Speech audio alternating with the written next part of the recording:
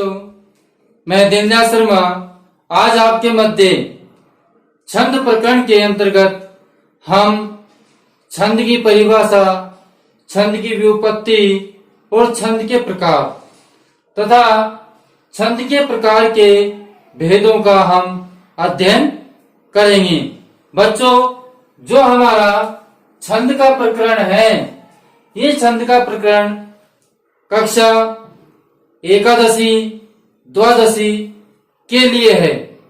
बच्चों, संस्कृत साहित्य के अतिरिक्त हम ये छंद प्रकरण से हिंदी साहित्य के छंदों को भी समझ सकते हैं। बच्चों, जब हमारे संस्कृत साहित्य के छंद अच्छी तरह समझ में आ जाएंगे तो हम हिंदी साहित्य के छंदों को और भी आसानी से समझ पाएंगे। तो बच्चों, इसीलिए छंद का अध्ययन आप क्रमबद्ध तरीके से मैं आज आपको करवा रहा हूं। छंद को पढ़ने से पूर्व हमको छंद की जानकारी लेना अति आवश्यक है। उसका आज हम सामान्य परिचयात्मक प्रश्नों का अध्ययन करेंगे और उसके बाद हम छंदों का प्रारंभ करेंगे। इससे हमको पता लगेगा कि छंद में कौन कौन से प्रकार हैं, उन प्रकारों में किस प्रकार हम उस छंद को समझ सकते हैं कि ये छंद हमारा मात्रिक छंद है या छंद वर्णिक छंद है। इन सब की आज हम जानकारी लेंगे। चलो बच्चों, अब हम अपने अध्ययन की ओर चलते हैं। छंद, छंद का तात्पर्य है यद अक्षरे परिमाण तत्छंद है, अर्थात कहने का तात्पर्य है कि अक्षरों की निश्चित व्यवस्था को, अक्षरों की निश्चित व्यवस्था को हम क्या कहते हैं बच्चों? छंद कहते हैं। अक्षरों की निश्चित व्यवस्था को क्या कहते हैं? छंद कहा जाता है। या कह सकते हैं कि अक्षरों की निश्चित व्यवस्था का नाम ही छंद है। हम अगर हमारे अक्षर है या वर्ण है, उनकी जो निश्चित व्यवस्था है, उन व्यवस्थाओं को पहचानना ही छंद है। अब बच्चों, अब अक्षरों की निश्चित व्यवस्था कैसे पहचानेंगे कि प्रत्येक छंद में अलग अलग लक्षण होते हैं। किसी में तगण है, किसी में दो मगण है, किसी में पूरे नगण है। तो वो अक्षरों की एक निश्चित व्यवस्था है कि खा गुरु होना आवश्यक है, खा लघु होना आवश्यक है। वह है अक्षरों की व्यवस्था। तो उन अक्षरों की व्यवस्था के अनुसार ही हम छंद के नाम से जानते हैं। अब बच्चों, अब आइए व्युत्पत्ति। व्युत्पत्ति कि छंद की व्युत्पत्ति कैसे हुई, छंद किस प्रत्यय से बना, किस धातु से बना। तो बच्चों, सीधा सा काम है कि जो छंद की उत्पत्ति है, ये छंद पद छंदस से निर्मित होता है। किससे निर्मित होता है बच्चों? छंदस से निर्मित होता है। अब हम ध्यान दें, अब हम कह सकते हैं कि जो छंद है, ये छंद आपके छंदी और जो प्रत्यय है, वो प्रत्यय कौन सा बच्चों? गहे प्रत्यय है। छंदी गहे प्रत्यय।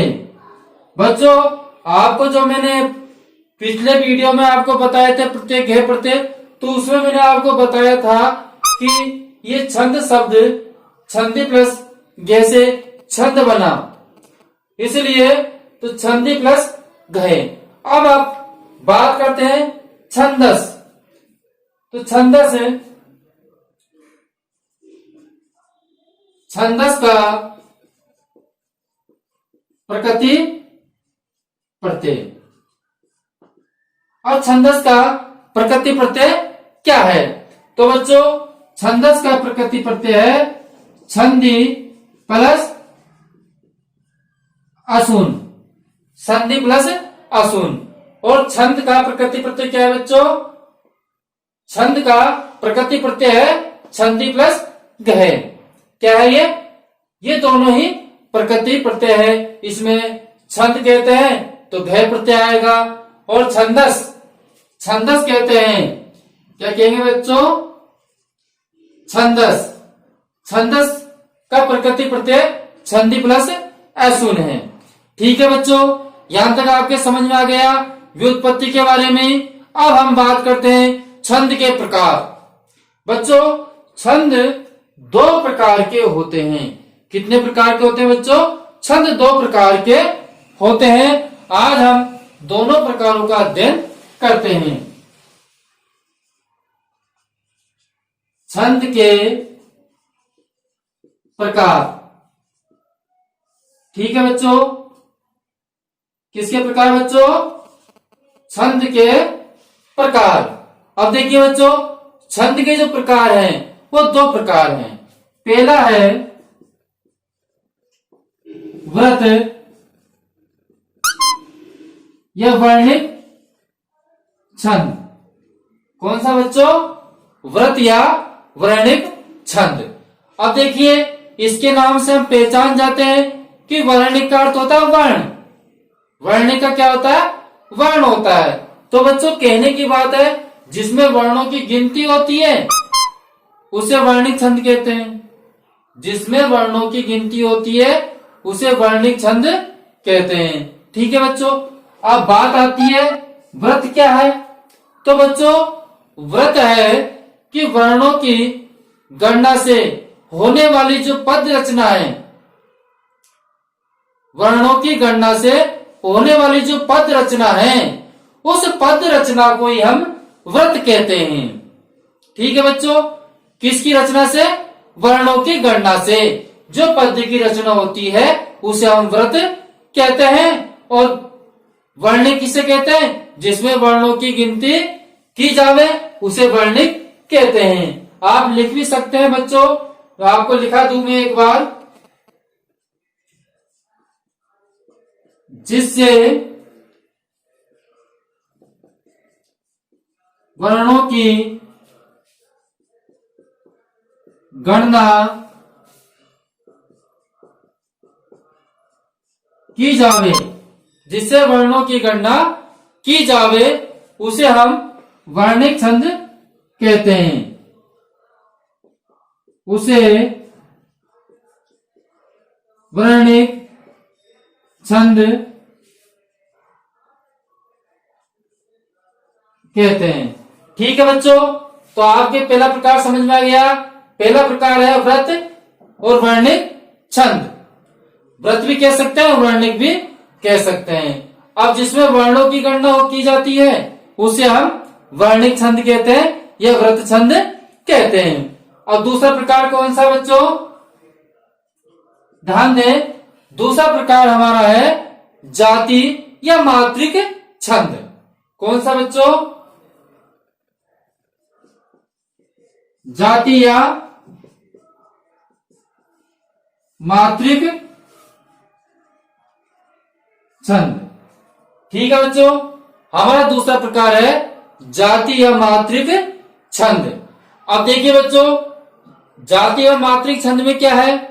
आपको पता है मात्रिक का मतलब होता है मात्रा। मात्रा आती है जिसमें हम मात्रा की गणना से उसको करते हैं। मात्रा की गणना से जिसको पहचानते हैं वो मात्रिक छंद है। बच्चों, हम दो प्रकार के छंद होते हैं, एक तो वर्णों के आधार पर, एक वर्णों की मात्रा के आधार पर। जो वर्णों की मात्रा के आधार पर है वो हमारा जाति व मात्रिक छंद है। हम आपको छंदों में गण भी लगवाएंगे और उसके बाद में हम आपको बताएंगे कि इस प्रकार का वर्णिक छंद है और ये मात्रिक छंद है। उससे पहले हम कुछ सामान्य जानकारी का अध्ययन कर रहे हैं, क्योंकि जब तक हम सामान्य जानकारी को नहीं समझ पाएंगे जब तक छंद को समझना असंभव है।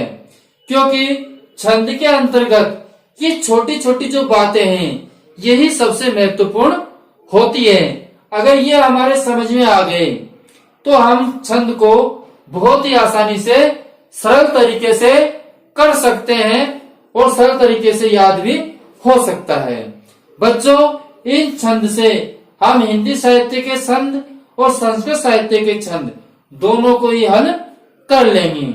और हम आपको अगले वीडियो में संस्कृत साहित्य के छंद और हिंदी साहित्य के छंद दोनों में मात्रा लगाकर भी बताएंगे। इसलिए आप निरंतर हमारे चैनल से जुड़े रहे। जिन्होंने अभी तक चैनल को लाइक नहीं किया है वो लाइक करें। अब चलते हैं बच्चों मात्रिक छंद। मात्रिक छंद में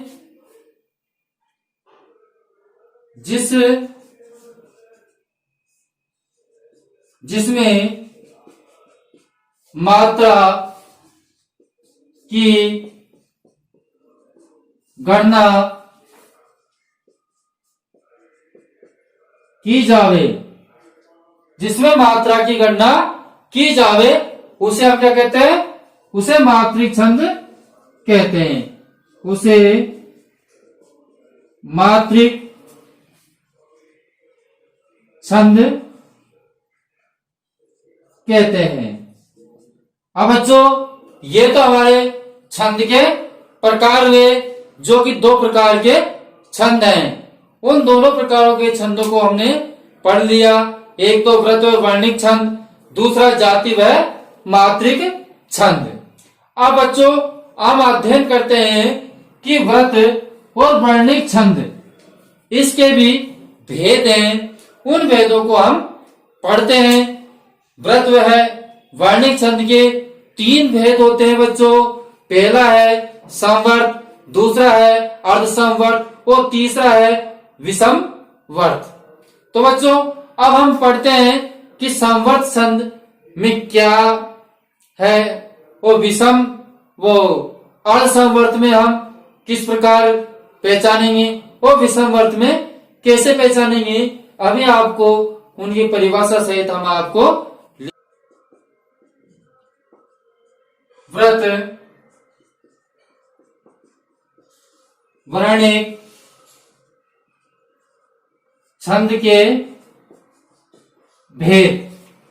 ठीक है बच्चों, पहला हमारा है समवर्त। कौन सा बच्चों? समवर्त।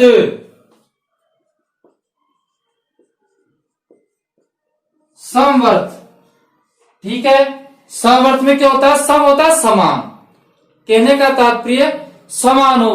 क्या समान हो? जो चारों पाद हैं वो क्या होना चाहिए? समान होनी चाहिए। तो चारों पादों में समान वर्णों की संख्या हो। तो हम कह सकते हैं कि चारों पादों में किसकी संख्या बच्चों? वर्णों की।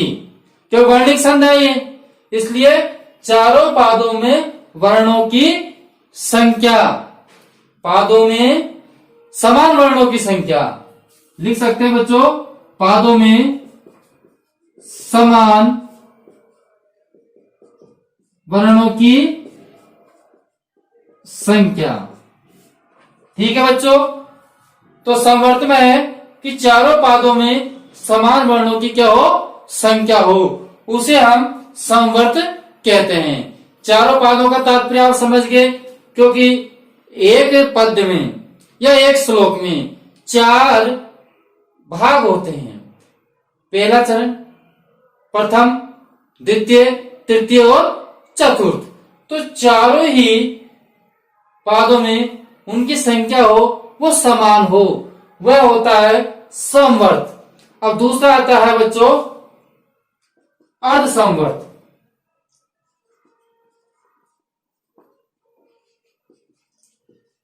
कौन सा आता है बच्चों? अर्धसमवर्त। अब अर्धसमवर्त में क्या है? हम कह सकते हैं आधा होना चाहिए। तो आधे में कौन सा? प्रथम और तृतीय और दूसरा और चौथा पाद। इनमें वर्णों की संख्या समान होनी चाहिए, वो होता है अर्धसमवर्त। मतलब कहने का तात्पर्य हमारा जो पद्य का भाग है, जो श्लोक का भाग है, वो आधा आधा समान हो, कि जिसका पहला चरण और तृतीय चरण समान हो और दूसरा और चौथा चरण समान हो, तो वो हमारा अर्धसमवर्त कहलाता है। तो ठीक है बच्चों, अब हम लिखते हैं प्रथम,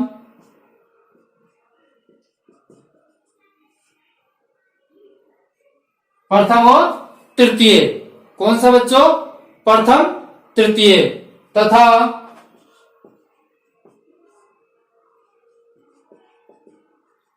द्वितीय,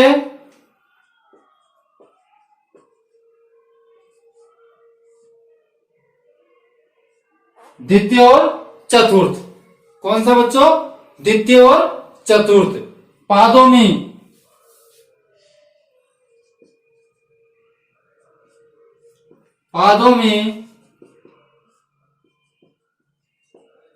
समान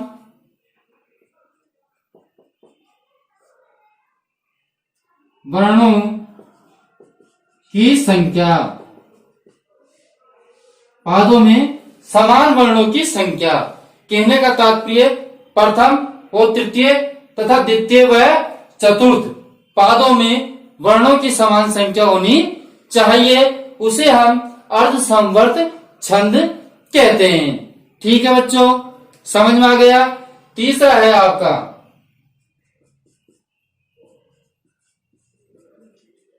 विषम व्रत।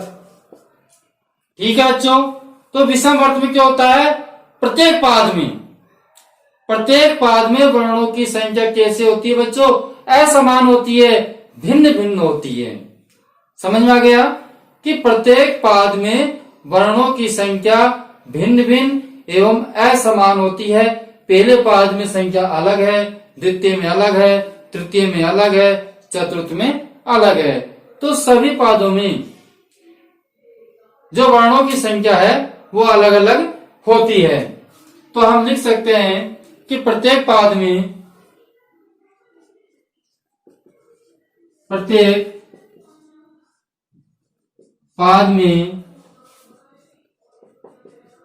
वर्णों की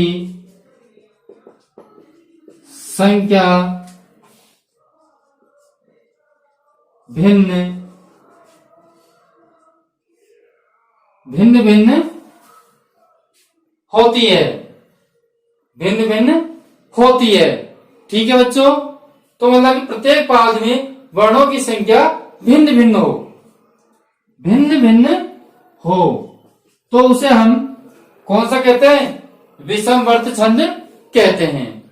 अब बच्चों मैं आपको बार बार व्रत जोड़ रहा हूं। तो मैंने आपको पहले भी परिभाषा बताई थी कि व्रत का मतलब क्या है।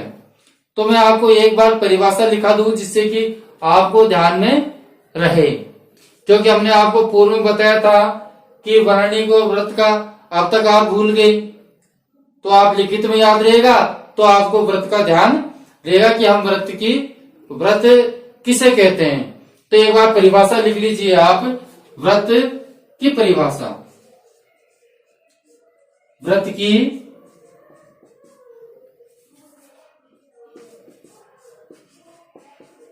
परिभाषा। ठीक है बच्चों, व्रत की परिभाषा हमने क्या बताया आपको? वर्णों की गणना से होने वाली, वर्णों की गणना से होने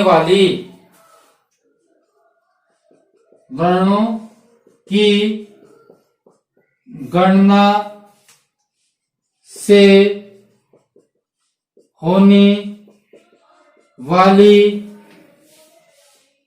पद्य रचना। कौन सी रचना बच्चों? पद्य रचना। कौन सी रचना? पद्य रचना को व्रत कहते हैं। को व्रत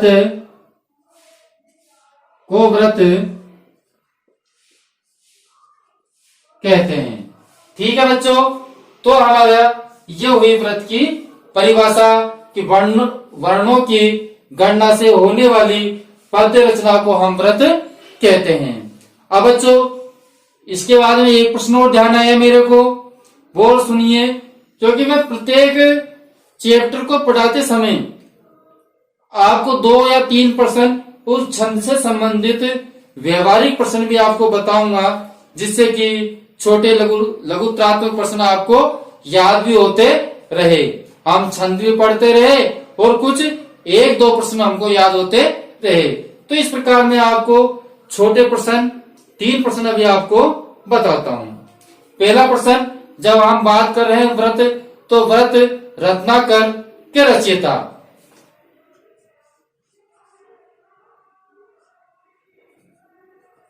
व्रत रत्नाकर के रचयिता। व्रत रत्नाकर के रचयिता कौन है बच्चों? केदार भट्ट। कौन है बच्चों? केदार भट्ट। ठीक है, व्रत रत्नाकर के रचयिता कौन है? केदार भट्ट। अब दूसरा हम कह सकते हैं छंद शास्त्र के प्रवर्तक। कौन बच्चों? छंद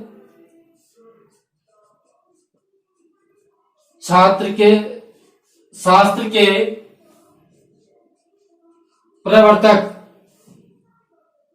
छंद शास्त्र के प्रवर्तक कौन है बच्चों? आचार्य पिंगल। कौन बच्चों? आचार्य पिंगल। छंद शास्त्र के प्रवर्तक है आचार्य पिंगल। और तीसरा प्रश्न हमारा है छंद पादोतु वेदस्य। छंद को वेद के पेड़ कहा गया है। क्या कहा गया बच्चों? छंद को वेद के पेड़ कहा गया है। छंद को क्या कहा गया है? वेदों के पेड़। जैसे कि पादोतु वेदस्य, मतलब वेदों का जो पेड़ है वो क्या है? छंद है। तो बच्चों 3 हमारे प्रश्न हो गए। पहला प्रश्न, व्रत रत्नाकर के रचयिता केदार भट्ट, छंद शास्त्र के प्रवर्तक आचार्य पिंगल, और छंद को वेद का पेड़ कहा गया है। तो बच्चों आपको हमारा वीडियो अच्छा लगा होगा। आप हमारे चैनल को लाइक, शेयर व सब्सक्राइब जरूर करें तथा पिछले व आने वाले वीडियो आपको निरंतर प्राप्त हो सके। अब हम आपसे विदा लेते हैं। अगले वीडियो में फिर मिलेंगे। जब तक के लिए हम आपसे विदा लेते हैं। धन्यवाद।